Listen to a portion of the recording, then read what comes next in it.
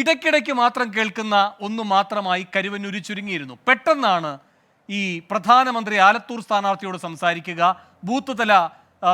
Booth തലത്തിലുള്ള നേതാക്കന്മാരോട് സംസാരിക്കുക, ഇപ്പോൾ വീണ്ടും എം വർഗീസിന് നോട്ടീസ് കൊടുക്കുക തുടങ്ങിയിട്ടുള്ള ഇതിൻ്റെ ഒരു അടുത്ത ഘട്ടം നാടകീയമായി വരുന്നത്.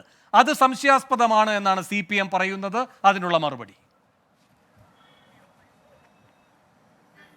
CPM എല്ലാം സംശയാസ്പദമല്ലേ? CPM ഏതാണ് സംശയാസ്പദമല്ലാത്തത്? ഇവിടെ ഇപ്പോൾ CPM പ്രതിനിധിയായിട്ട് ആരാ സംസാരിച്ചതെന്ന് എനിക്കറിയില്ല. എൻ്റെ സുഹൃത്തായിട്ടുള്ള നിരീക്ഷകൻ, രാഷ്ട്രീയ നിരീക്ഷകൻ, അദ്ദേഹം പറഞ്ഞത് കേട്ടപ്പോൾ എനിക്ക് അത്ഭുതം തോന്നി. കാരണം EDയുടെ കേസുമായിട്ട് ഇത് ബന്ധപ്പെടുത്താൻ പാടില്ല. അദ്ദേഹം പറഞ്ഞത് ശരിയാണ്. കെജ്രിവാളിൻ്റെ കേസുമായിട്ട് ഇത് ബന്ധപ്പെടുത്താൻ പാടില്ല. ഒരേ സമയത്ത് രണ്ട് വാദങ്ങൾ ഒരു വിഷയത്തിൽ ഉയർത്തുന്നത് ശരിയല്ല എന്ന് പറയാൻ ഞാൻ ആഗ്രഹിക്കുകയാണ്. കാരണം ജോസഫ് സി മാത്യുവിനെ പോലുള്ള ആളുകൾ ഒരു വിഷയം എടുക്കുന്ന സമയത്ത് ആ വിഷയത്തിൻ്റെ മെറിറ്റ് പരിശോധിക്കണം. ആ മെറിറ്റിൽ നിന്നുകൊണ്ട് വേണം സംസാരിക്കാൻ. കെജ്രിവാളിൻ്റെ വിഷയം അഴിമതിയുമായി ബന്ധപ്പെട്ട വിഷയം തന്നെയാണ്. അതല്ലെങ്കിൽ കോടതി ഒരു കാരണവശാലും ജാമ്യം കൊടുക്കാതിരിക്കില്ല, ജയിലിലേക്ക് വിടുകയുമായിരുന്നില്ല. തിരുത്തൽ ഹർജി കൊടുത്തിട്ട് തിരുത്തൽ ഹർജി വരെ തള്ളി സിസോദിയയുടെ. അപ്പം BJPക്ക് രാഷ്ട്രീയം ഉണ്ടാവും. ഞാൻ BJPക്ക് രാഷ്ട്രീയമില്ല എന്നൊന്നും പറയാൻ ഞാൻ ആഗ്രഹിക്കുന്നില്ല. ഞാൻ അതിനകത്തൊരു രാഷ്ട്രീയവും പറയാം നിങ്ങളോട്. പക്ഷേ കേന്ദ്ര ഗവൺമെൻറ്റിന് രാഷ്ട്രീയമുണ്ട് ആയിരിക്കാം, ഞാൻ അതും നിഷേധിക്കുന്നില്ല. പക്ഷേ ഹൈക്കോടതിക്കോ അല്ലെങ്കിൽ കോടതികൾക്കോ രാഷ്ട്രീയമോ ഇല്ലല്ലോ. ഇനിയിപ്പോൾ കോടതികൾക്കും മോദി ഭരിക്കുന്നത് കൊണ്ട് കോടതികൾക്കും രാഷ്ട്രീയമുണ്ട് എന്ന് പറയുകയാണെങ്കിൽ പിന്നെ നിങ്ങൾ ഇലക്ട്രൽ ബോണ്ടിൻ്റെ വിഷയത്തിൽ സംസാരിക്കരുത്. ഇപ്പോൾ കേരളത്തിൽ എനിക്ക് തോന്നുന്നു വേണുവൊക്കെ വാചാലനായ ചർച്ച നടത്തിയ വിഷയമാണ് കേരളത്തിലെ കടമെടുപ്പുമായി ബന്ധപ്പെട്ട വിഷയം. കേരളത്തിലെ കടമെടുപ്പുമായി ബന്ധപ്പെട്ട വിഷയത്തിൽ BJP പ്രതിനിധികൾ, ഞാനടക്കമുള്ള ആളുകൾ കേന്ദ്ര ഗവൺമെൻറ്റിൻ്റെ കൃത്യമായിട്ടുള്ള അവരുടെ നിഗമനങ്ങളും അവരുടെ വാദങ്ങളും നിങ്ങളുടെയൊക്കെ മുമ്പിൽ അവതരിപ്പിക്കുമ്പോൾ നിങ്ങളെല്ലാവരും ഞങ്ങളെ ആക്രമിക്കുകയായിരുന്നു. കാരണം ശ്വാസം മുട്ടിച്ച് കേരളത്തെ കൊല്ലുകയാണ്, ഞങ്ങൾ കൊടുക്കുന്നില്ല പൈസ. ഇപ്പോൾ നിങ്ങൾ എഴുതി കാണിച്ചുകൊണ്ടിരിക്കുന്നു കേരളത്തിന് സുപ്രീം കോടതിയുടെ മറുപടി കേരളത്തിനെതിരായിട്ടാണ് വന്നിരിക്കുന്നത്. നിലവിലുള്ള മാനദണ്ഡങ്ങൾക്ക് വിരുദ്ധമായിട്ട് കേരളത്തിന് വേണ്ടി പ്രത്യേകിച്ച് ഒന്നും ചെയ്യാൻ കഴിയില്ല. ഇന്ത്യയിലെ എല്ലാ സംസ്ഥാനങ്ങൾക്കും കൊടുക്കുന്ന മാനദണ്ഡമാണ് കേരളത്തിനുമുള്ളത് എന്ന് താങ്കൾ ഈ 24 എഴുതി കാണിച്ചുകൊണ്ടിരിക്കുന്നു.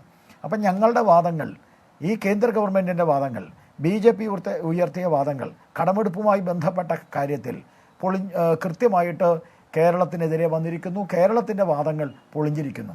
അപ്പോൾ ഈ കാര്യത്തിൽ വേണു അടക്കമുള്ള ഏതാണ്ട് എല്ലാ അവതാരകന്മാരും ഞങ്ങളെ തെറി പറഞ്ഞുകൊണ്ടിരുന്നതാണ്. ഇതേപോലെ തന്നെയാണ് കെജ്രിവാളിൻ്റെ വിഷയവും.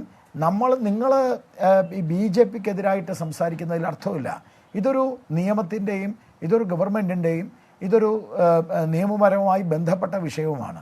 ആ നിയമപരമായി ബന്ധപ്പെട്ട വിഷയത്തിൽ ഞാൻ പറഞ്ഞല്ലോ, BJPക്ക് രാഷ്ട്രീയം ഉണ്ടാവാം, കേന്ദ്ര ഗവൺമെൻറ് രാഷ്ട്രീയം ഉണ്ടാവാം, പക്ഷേ കോടതിക്ക് രാഷ്ട്രീയമില്ല. അഴിമതി എന്ന് പറയുന്നത് അത് കോടതി കണ്ടെത്തിയതാണ്, കോൺഗ്രസ്സുകാരാണ് അത് ഉയർത്തിയത്. പക്ഷെ ഒരു ദിവസം കൊണ്ട് കോൺഗ്രസ്സുകാർ വിശുദ്ധരായി. കേരളത്തിലെ ഒരു മാധ്യമവും കോൺഗ്രസിനെതിരെ സംസാരിക്കുന്നത് ഞാൻ കണ്ടില്ല. ജോസഫ് സി മാത്യു കോൺഗ്രസ്സുകാരോട് നിങ്ങളല്ലേ ആദ്യം ഇത് ഉയർത്തിയത്, ഇപ്പം നിങ്ങൾക്ക് തിരിച്ച് സംസാരിക്കുന്നതിൽ എന്താ അർത്ഥമുള്ളത് എന്ന് ചോദിക്കുന്നത് ഞാൻ കേട്ടിട്ടില്ല.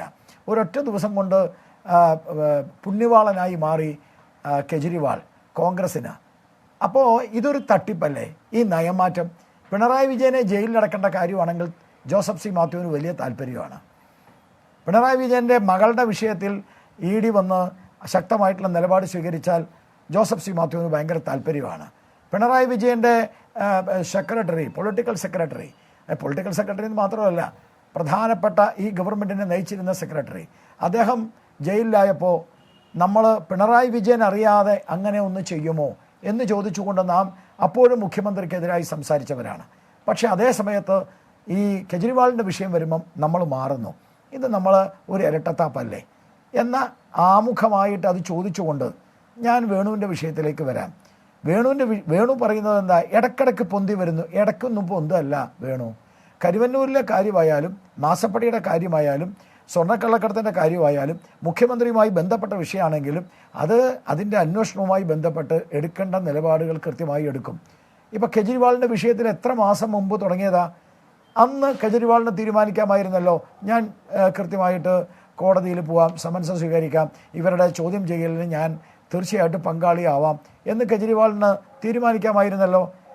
അതേപോലെ തന്നെ ഇവിടുത്തെ വിഷയം എന്താ? കരിവന്നൂരിൻ്റെ വിഷയത്തിൽ 400 കോടി രൂപയുടെ വിഷയമാണ് കരിവന്നൂരിൻ്റെ വിഷയം. ഇവിടെ ഇപ്പോൾ ഏറ്റവും ലേറ്റസ്റ്റ് ആയിട്ട് കരിവന്നൂരിൽ ചില സംഭവവികാസങ്ങൾ ഉണ്ടായിട്ടുണ്ട്. ഇപ്പോൾ 5 പുതിയ അക്കൗണ്ടുകൾ കണ്ടെത്തിയിട്ടുണ്ട്. ആ 5 പുതിയ അക്കൗണ്ടുകൾ എന്ന് പറഞ്ഞാൽ അത് കമ്മ്യൂണിസ്റ്റ് മാർക്സിസ്റ്റ് പാർട്ടിയുമായി നേരിട്ട് ബന്ധപ്പെട്ട അക്കൗണ്ടുകളാണ്. ആ അക്കൗണ്ടുകളിൽ പണം ട്രാൻസാക്ഷൻ നടത്തിയിട്ടുണ്ട്. ആ ട്രാൻസാക്ഷൻ നടത്തിയിട്ടുള്ളത് അരവിന്ദാക്ഷനാണ്.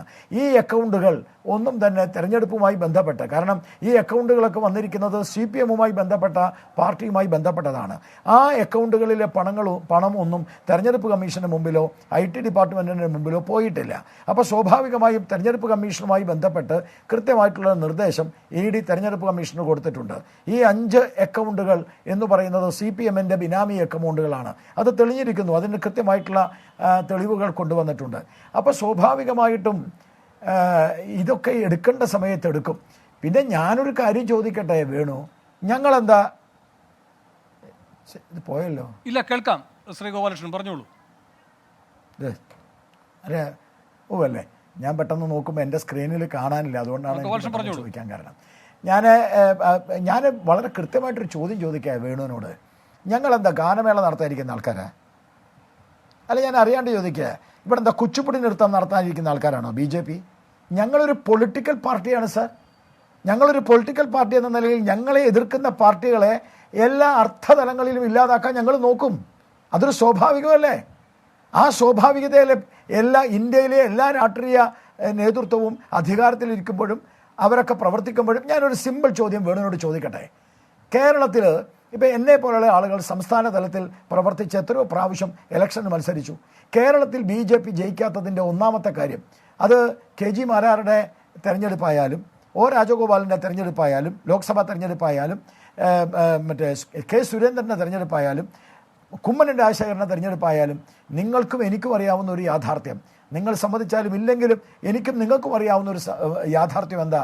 BJP ജയിക്കും എന്ന് കണ്ടാൽ ഉടനെ കോൺഗ്രസ് CPM-ന് വോട്ട് കൊടുക്കും, CPM കോൺഗ്രസിന് വോട്ട് കൊടുക്കും. കാരണം എന്താ? BJP-യെ തോൽപ്പിക്കണം. ഇപ്പം K മുരളീധരൻ അന്ന് കുമ്മനം രാജശേഖരനെതിരായി മത്സരിച്ചത് എന്തിനാ? കുമ്മനത്തിനെ തോൽപ്പിക്കണം. അയാൾക്ക് ജയിക്കാനല്ല, കുമ്മനത്തിനെ തോൽപ്പിക്കണം.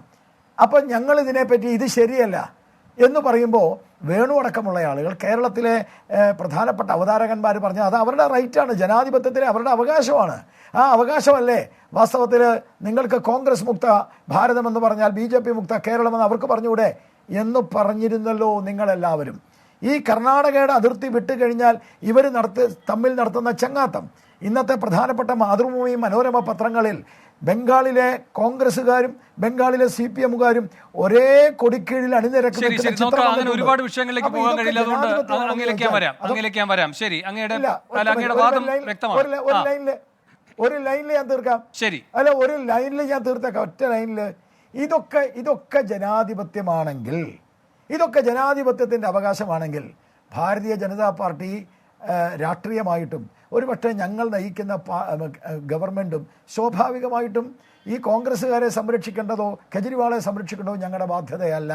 അതും ജനാധിപത്യം തന്നെ. ശരി, അത്ര എനിക്ക് പറയാം. ശരി.